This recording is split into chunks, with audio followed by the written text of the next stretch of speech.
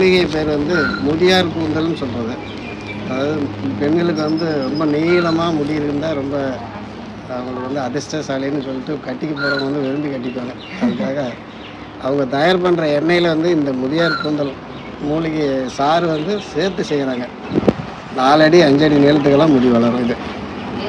இது அந்த மாதிரி ஒரு சிறப்பான ஒரு மூலிகை.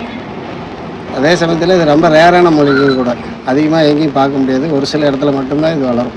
நிறைய பேர் பார்த்துருப்பீங்க, கிராமத்தில் இருக்கிறவங்களாம் நிறைய பேர் பார்த்துருப்பீங்க. பட் டவுனில் இருக்கிறவங்களுக்கு இது என்னன்னே தெரியாது.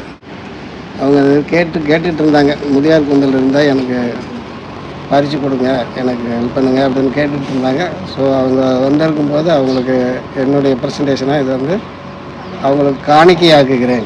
நன்றிங்க ஐயா, நன்றிங்க. இதை வந்து சௌரி செடின்னு சொல்லுவாங்க. இதை வந்து இது இப்படி பிடிச்சி இழுத்தா அறாது. இதுதான் இந்த செடியோட தன்மை. இது பிடிச்சி இழுத்தாலும் ஒடியாது, அறாது. இதை மாதிரி வந்து ஒரு அடர்த்தியான பலமான கூந்தல் கிடைக்கின்றத இந்த மூலிகையோட தன்மை. அது ஐயாவை பார்க்க வரும்போது ஐயா தோட்டத்தில் இருந்தது. எனக்கு கொஞ்சம் கொடுமையான்னு கேட்டேன். ஐயா எனக்காக எவ்வளோ நீளமாக பறிச்சிருக்காங்க பாருங்க, ஒரு கார் கூந்தல் மாதிரி.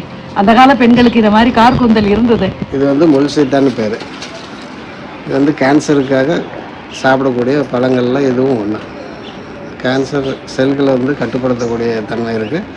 சேம் டைம் இந்த இலைகளை வந்து கஷாயமாக வச்சு சாப்பிட்றது தான் வந்து கேன்சர் என்னுடைய உபாதையிலிருந்து கொஞ்சம் ஒதுங்கிக்கிறதுக்கு வழி இருக்குது. இது வந்து வெத்தலை. இது மருத்துவ குணமுள்ள வெத்தலை.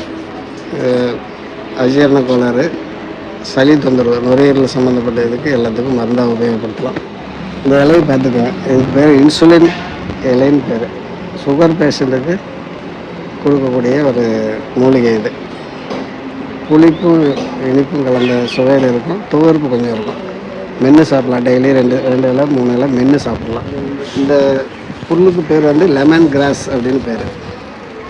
இது டீயில் போட்டு சாப்பிட்டோம்னாக்கா நம்ம கேஸ் ட்ரபிள் குறையும். அந்த பர்பஸ்க்காக இதை சாப்பிட்டுக்கலாம். இந்த இலை வந்து விழுவி இலைன்னு பேர். இந்த இலையை வந்து மூச்சு இறைப்புக்கு வந்து தடுப்பாக மருந்து இன்டேக் மூலிமா மூச்சு இறைப்புக்கு எடுத்துக்கலாம். இது ஓகே. இதை சாப்பிட்டோம்னாக்கா 100 படி ஏறினாலும் மூச்சு இறைக்காது. பாலில் சாப்பிட்லாம், சும்மாவே சுவைச்சு சாப்பிட்லாம், நல்லாயிருக்கும், டேஸ்ட்டாக இருக்கும். இது வந்து நாட்டு அத்தின்னு சொல்கிறது. ஸோ அத்திப்பழம் வந்து ட்ரை ஃப்ரூட்ஸாகவும் சாப்பிட்லாம். இந்த காய் வந்து நம்ம வந்து வெஜிடபிள் ரைஸ் செய்கிறதுக்கு இந்த காய் யூஸ் பண்ணலாம்.